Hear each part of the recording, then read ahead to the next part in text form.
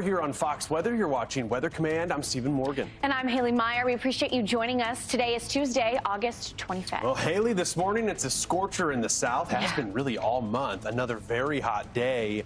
But this summer heat that's fueling an incredible amount of activity is where we want to begin this hour. This is a wild look. Both the Atlantic and the Pacific buzzing with tropical activity. I don't think I've ever seen a basin this active. Brian Norcross said it might be a new record yesterday. He'd have to do some deeper digging. That's the EPAC. But the Atlantic doesn't want to be left behind either. We've got two areas to watch, to invest, that have a decent chance of becoming potentially our next named storm. And not bad for what's really been a pretty hostile environment for tropical cyclones to develop. But the Pacific is revving up this morning with the 10th named storm of the Eastern Pacific season, now assigned Tropical Storm Julio. Not going to have much of a life, but it has found a way to organize. Let's for the times. We know that El Nino's having quite an influence, but the fact that the Pacific is this hot is just remarkable. Meanwhile, in the Atlantic, we're still waiting for Dolly, our D-named storm, Stephen. And we've got two areas that are somewhat battling it out to see who can make it up to that tropical storm entity first. Invest 95L closer to Bermuda, and then we're also tracking Invest 96L, more of a traditional tropical wave that moved off the coast of Africa yesterday. It is working with some marginally conducive conditions. However, we're seeing warmer water temperatures getting pulled a little bit further to the north than the common tropical region, which is siphoning off some of the instability, which would be working against our Invest off the coast of Africa. But this does bring me over to Invest 95L. We were looking at cameras yesterday on America's Weather Center with Bob Van Dillon, and Bermuda looked like a tropical paradise. Beautiful. Yes, some clouds, a couple of passing showers, but for the most part, this entity and this Invest does not pose a threat to land, potentially into Newfoundland as it begins to potentially organize and then get dragged up towards the north around this ridge of high pressure. The good news is, at least for the Northeast and the Atlantic seaboard of the United States, we've had this front that's coming off, acting as a nice barrier or a bumper car, if you will. It's almost like if you're going bowling and you need those lanes on the side.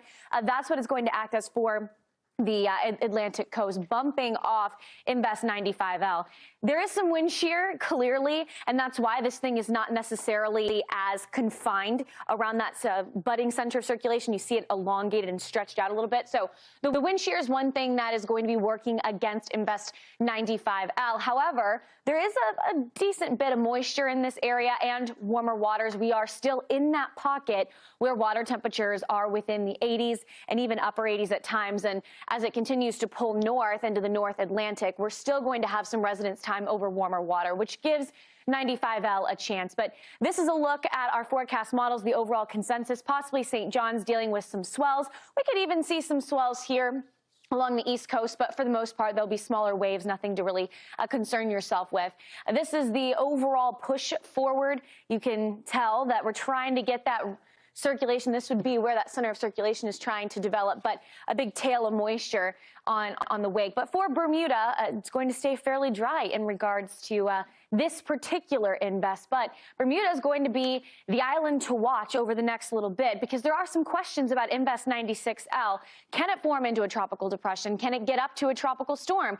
Now, the GFS model says maybe it can get up to a hurricane, but the Euro and various AI models not as enthused by a stronger system pushing through parts of the main development region, and that has a varying spread as to where that center circulation would go. Does it impact parts of the Caribbean, or does it get pulled up to the north?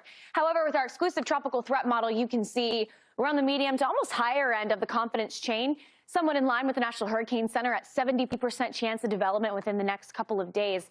This wave is a little bit more robust compared to some of our other waves. It has better moisture, Saharan dust really starting to pull back as well. And so I think those are two factors that are helping this wave be a little bit more formidable, and the model's liking it more compared to some of the other tropical waves we've seen off the coast of Africa. If you track that low-level spin, we could get this up to a tropical depression within the next 24, 48 hours or so. And as it moves throughout parts of the main development region, that's where it has a better chance at developing. But once it begins to encounter parts of the western Atlantic, so closer to the United States, that's where the question becomes, can it find a pocket of quieter wind shear and get pulled up to the north, or does the wind shear really start to take over?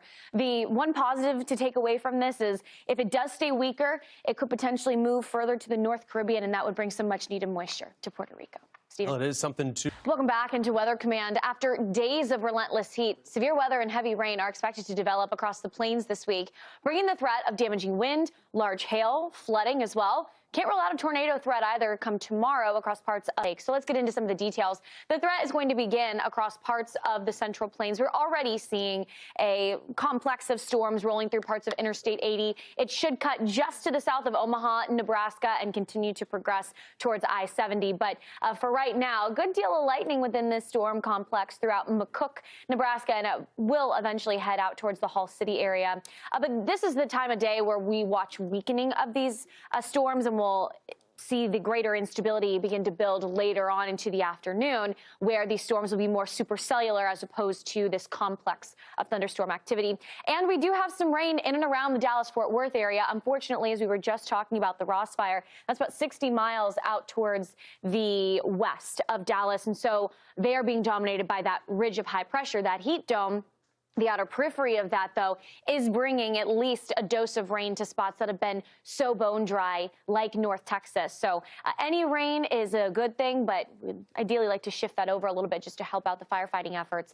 Here's the overall synoptic pattern and where things are set up in this entire season, almost put together with two invests, both of which given a decent chance at becoming potentially our D-name storm Dolly, but we just had the J-name storm earlier this morning as of 5 a.m. for the Eastern Pacific. So yeah, we need to get to that. It is one of those things where these systems appear to be staying away from land, not going to affect especially the mainland of the United States. But it is worth noting, and really what we have going on in the Pacific this morning with things revving up, we're already in our double digits now. 10th name storm. I mean, I'm not surprised. But when you look at a board as busy as the Eastern Pacific, sometimes it's hard for me to even wrap my brain around where all the little areas of spin are going and how it's all going to be interacting together, because there is interaction. There is. It's true. So we're where we're not necessarily quiet, but we do have some time as we're watching two separate invests, one of them off the African coast and another one just to the northeast of Bermuda.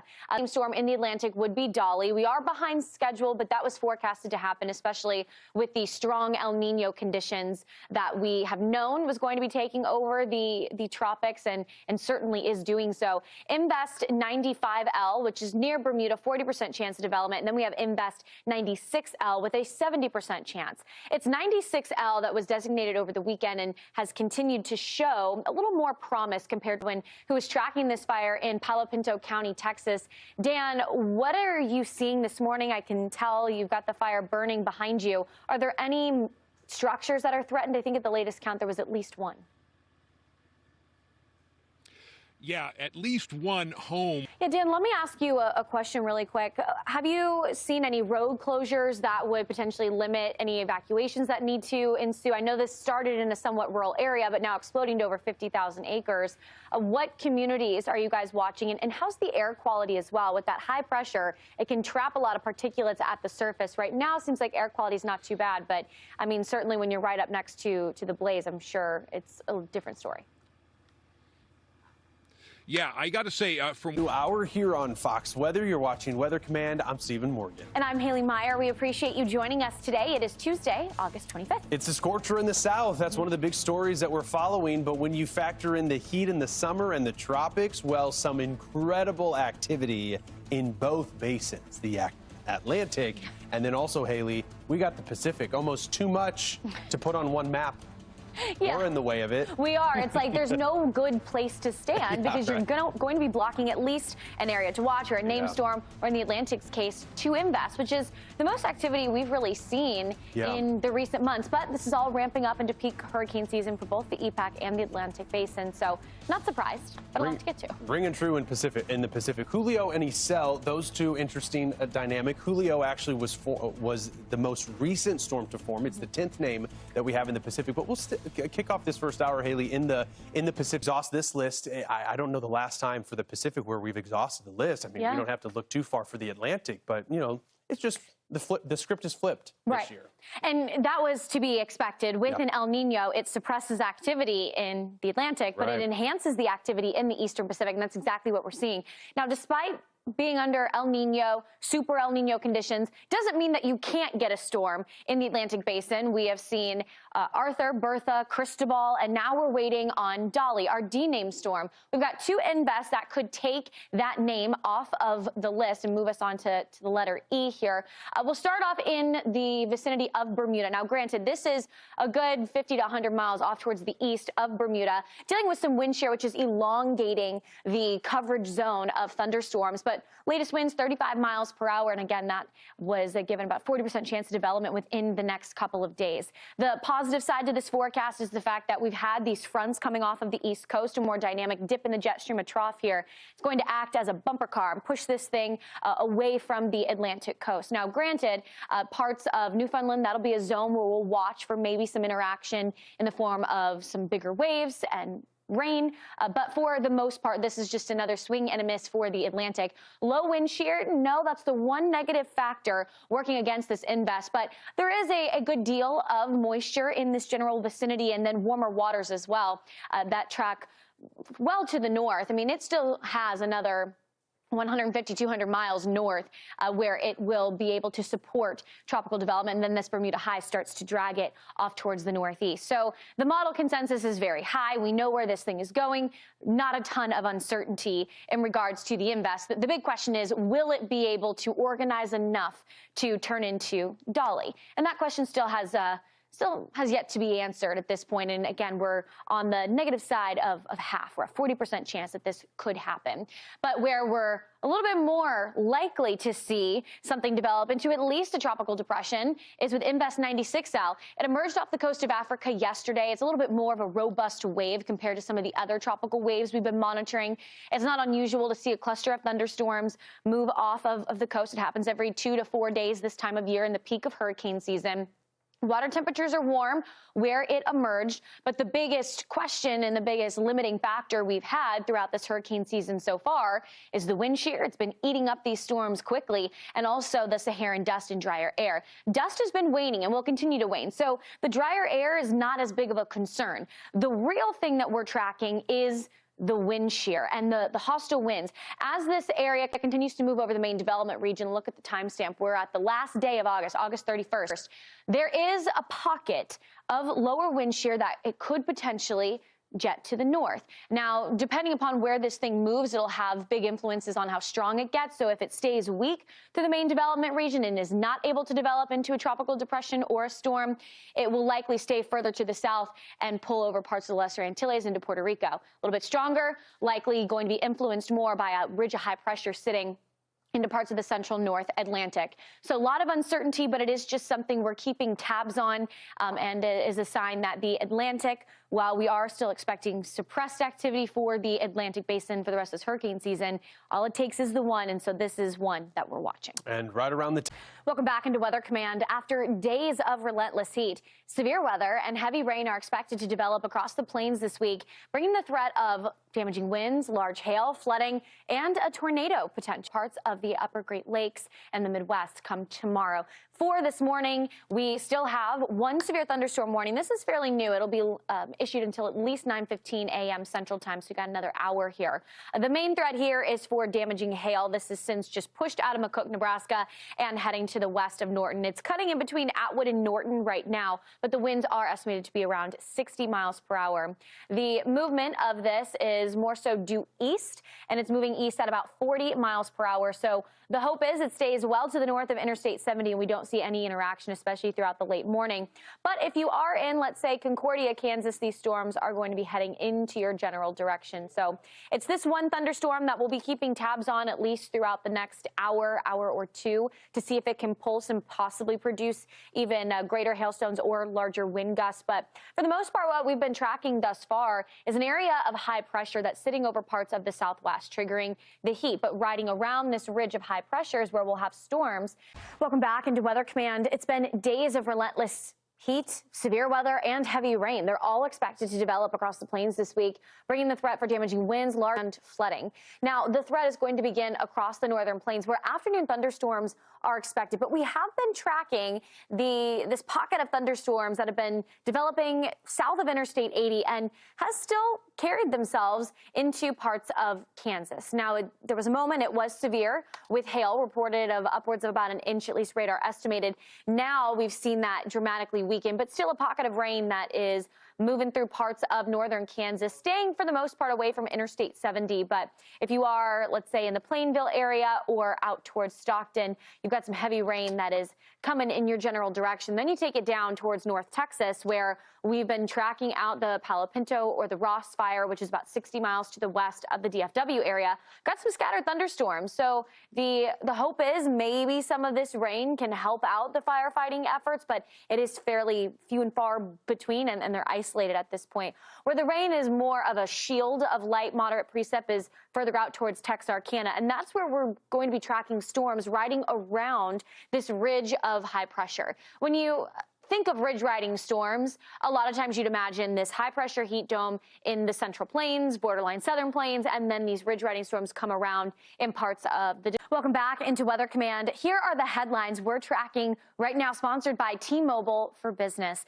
First up, we've got a new wildfire that is burning to the west of Fort Worth, Texas. At this point, over 50,000 acres have burned. Evacuation orders are in place. We'll be showing you the stats for the Ross Fire in Texas, plus a fire near Reno, Nevada, that's also forcing people to flee from their homes with structures already confirmed destroyed. Our second story, we've got storms firing up this morning in the heart of the country as these storms are riding around a ridge of high pressure, locking in the brutal heat over the south and the southwest. We've got the radar as storms push through the plains. And finally, Fox Weather is your hurricane HQ, and it definitely feels like a tropical party, minus the pina colada. Both basins with multiple areas we're watching. 2 invests in the Atlantic, some of the most activity we've seen the entire year so far, plus 3 named storms and 3 more areas to watch in the Pacific. It's a very busy map. The tropics, though, is where we're going to begin right after this.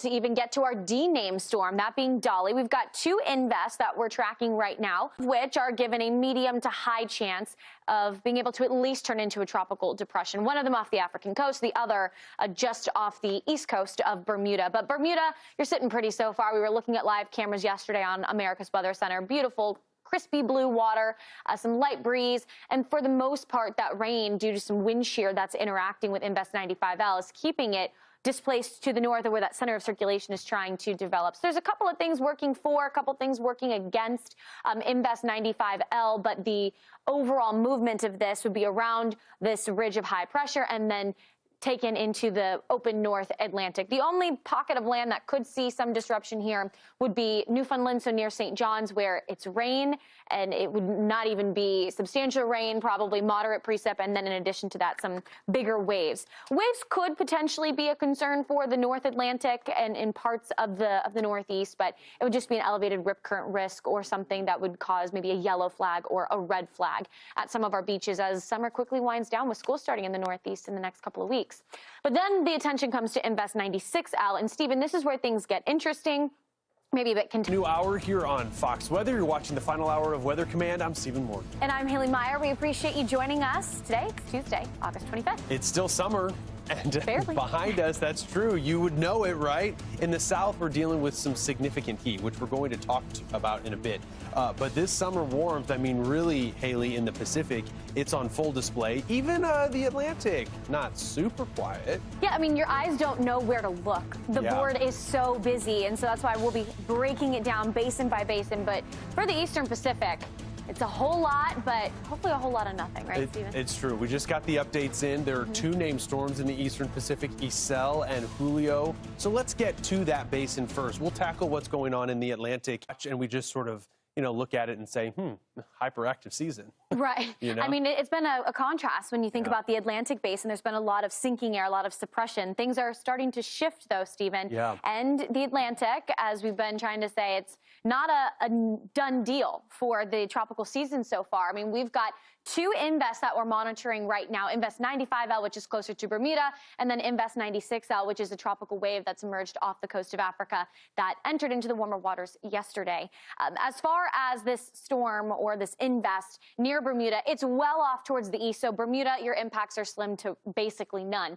The winds at the latest 35 miles per hour, but we do have some wind shear that's essentially elongating these stretches of thunderstorms, so not allowing it to become as vertically organized as, let's say, a tropical storm would want. National Hurricane Center giving it a 40% chance of development within the next 2 days. If it does develop, it would be north of Bermuda by a good 50 to 100 miles. Then we've got a ridge of high pressure that'll carry this thing well into the North Atlantic, keeping tabs on the St. John's area, so parts of Atlantic Canada, where some swells, certainly something we could be talking about later this week, heading into this weekend, and also some pockets of rain. But beyond that, no significant impacts with Invest 95L. But it's the race to which invest, if any, get the name Dolly. That's the D-name storm for the Atlantic Basin. And Invest 96L is going to give it the best shot that we've seen, at least with a tropical wave so far this season. The dust is waning, got a little more moisture entrained within this pocket of thunderstorms. Still fairly disorganized, but at the same time, the wind shear has relaxed just a touch, at least in this part of the main development region. So it has a window where it can strengthen. And with our exclusive tropical threat model here with Fox Weather, the chance of it becoming a tropical depression in the medium to higher range, and that would be right through the heart of the Atlantic Basin, and then it will start to approach parts of the Caribbean, and that's where the uncertainty really starts to come into play in the form of strength and exactly where this thing goes. Now, this is a part of the monsoonal trough, which is essentially just an area of convergence where you have instability, rising air. This zone can be a seedling area for tropical storms or hurricanes, especially this time of year. So that's also working in favor of this invest. Water temperatures, especially for the Atlantic, they take longer to warm up because it is such a deep basin. That's why the peak of hurricane season doesn't really come into play until August, September, and October, where we have 66% of the activity that happens in an Atlantic hurricane season around this time. While water temperatures aren't necessarily dramatically above 80 degrees, all it takes is that 80-degree point in order to see strengthening. And then the wind shear is where the big question mark comes into play. There could be a pocket where it could squeeze north of Puerto Rico, but a lot of that, again, depends on the strength. So this is a week plus worth of tracking, but it is something that we do need to keep tabs on, Stephen. And something else. And after days of relentless heat, severe weather and heavy rain are now expected to develop across the plains this week, bringing the threat of damaging winds, large hail, and flooding. But also, we could see a tornado or two, more specifically across the upper Midwest. That's a different synoptic story compared to what we're tracking throughout the heart of the Central Plains. But through at least the next 48 hours or so, we've been tracking this ridge of high pressure, creating these ridge riding storms. So essentially, you have convective activity along that right-hand side of this heat dome, and it stays training over the same areas, and that's why you get rain that then begins to stack up. And so maybe one day you get 1 inch, but if you add 4 days to that, it turns into 4 or 5 inches plus worth of rain. So spots like central Nebraska down through northwest Kansas, and even extending into eastern Oklahoma, south into North Texas. I mean, even North Texas, mostly towards the Texarkana region, we have been tracking some moderate precip in the general area. So some spots are getting some of the rain-cooled air, but if you are under that heat dome, unfortunately, it is just too much suppression to allow these storms to bubble. For today, there's a couple of different spots that we're watching, the first of which across the Central Plains, the secondary zone in the upper Midwest, and then we also have a low-end threat for some storms across the southeast. Now, these storms become strong as Weather Center. Bob Van Dillen has made his way in. With a fresh haircut. He does, yeah. Hey, it looks nice. It looks like it's 30 minutes old. It is. I went into the makeup department and I said, listen, give me the Stephen Morgan. Get out of here. And I'm going to, yeah, and bada bing, bada, but look at this. Matching. I don't know the face of Stephen Morgan. One's a little grayer, one's a little blonder, maybe red, depending upon if you use the sun in. The sea salt spray. It's all good, but yeah. But yeah, you both are going to be in the big broadcast today, and you've been charting out the tropics for sure. Listen, we've got interesting guests coming up. We've got 3 big guests that are going to be involved with me today, and we're talking about Florida International University. They did we're talking about the little Jack Daniels. You know, maybe you leave it. But if it tastes like, you know, like something drained through a dirty sweat sock, then you probably want to change that. So we got those questions answered as well coming up. Really, really great comparison here. I mean, it's a little too early to drink, but No, it's also never it's never a good time to drink gym sock water. No, it's probably. I have been surprised. There have been a few times that I've turned on my tap in New York and that water's brown. I understand that the New York water, with the exception of that kind of like little rust getting in there, is one of the best on the planet, from what I understand. Oh, is it? Yeah. I'm not even being facetious. Just trust us. Yeah, just trust us. You'll be fine. Straight out of the East River, baby. Kidding. I'm just joking. Well, hey, fascinating stuff coming up. Looking forward to the drone story. That's Lala. We've got a bunch of names in the Pacific right now, Bob. Yeah, we do. As we head to break, we're going to give a hat tip to the name Julio. You'll hear why. For a couple of seconds. Back.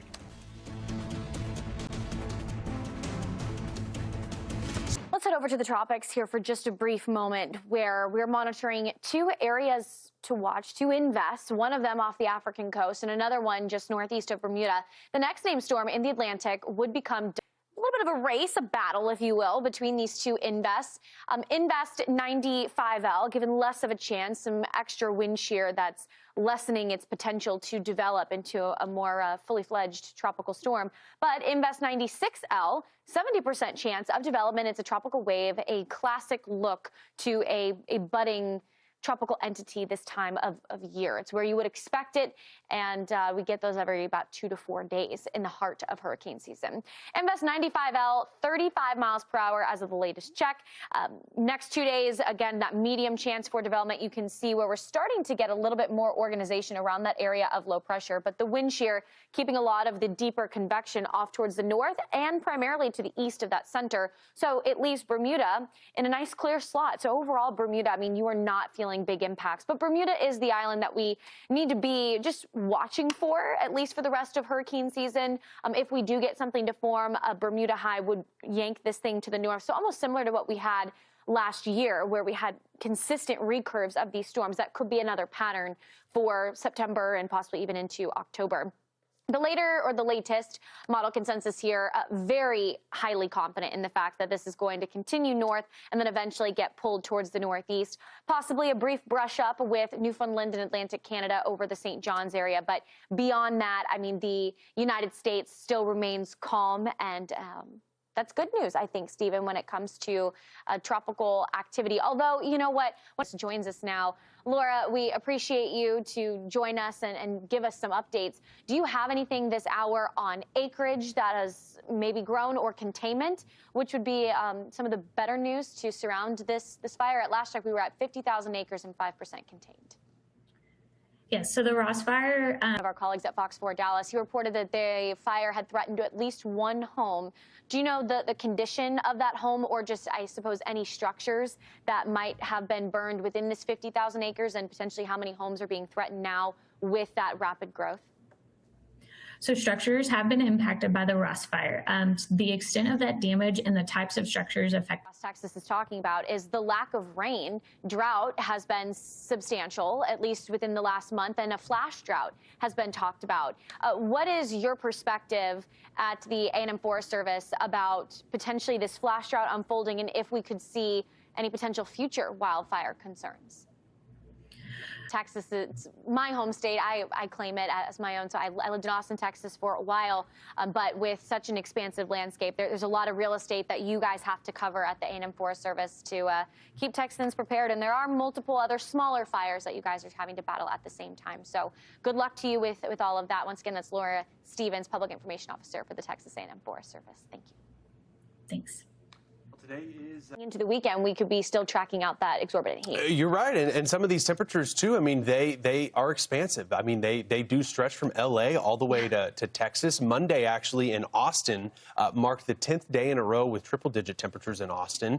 Fox 7, they're reporting that 2 Austin Animal Service buildings have been without a. Meier joining me again, straight off of Weather Command. How you doing? I'm doing good. I just shoveled down some food. Did you? Feel full, and once I'm full, I'm ready to go. It is interesting when you're doing that shift coming over to here, sometimes you forget to actually eat lunch. Well, then you don't have time to, because then it's a 40-minute commute back home, and then I'm not eating lunch until 1:30, and then that just screws up my dinner. Yeah. It's a whole process. Yeah, no, listen, you got to thread the needle to do the show. I mean, that's all there is to it. It's great to see everybody. Glad you're with us, and hope you're enjoying a lunch somewhere. Let me show you what's going on across the region, though. Fliffy. Yeah. But he texted me. Oh, poor Ari. Did he say what happened to him on there? he fell down his friend's stairs. And he cracked a couple ribs and did something. Punctured a lung, too. Man, he told me, quote unquote, it was a cartoonish tumble. I was like, dude, sorry, man, you're getting to that age where you got to be careful, just like me. That's all there's to it. Hey, listen, it's great to see you again, Ellie. You working tomorrow? I am. Excellent. I'll be here tomorrow. You 3 to doing 6 with Ian. Okay, so later in the day. Later in the day. All right, good. So we got the Haley Spackle. You're all over the place this week. I am all over the place. Excellent. Well, listen, we almost have our D-name storms out there. It's a possibility in Atlantic. 70% chance that happens with our new wave that came off of Africa a couple days ago. So to play us out, everybody, we've got D-name songs. Hope you stick around, everyone. We'll be right back. Yeah. But he texted me. Oh, poor Ari. Did he say what happened to him on there? he fell down his friend's stairs. And he cracked a couple ribs and did something. Punctured a lung, too. Man, he told me, quote unquote, it was a cartoonish tumble. I was like, dude, sorry, man, you're getting to that age where you got to be careful, just like me. That's all there is to it. Hey, listen, it's great to see you again, Ellie. You working tomorrow? I am. Excellent. I'll be here tomorrow. You 3 doing to 6 with Ian. Okay, so later in the day. Later in the day. All right, good.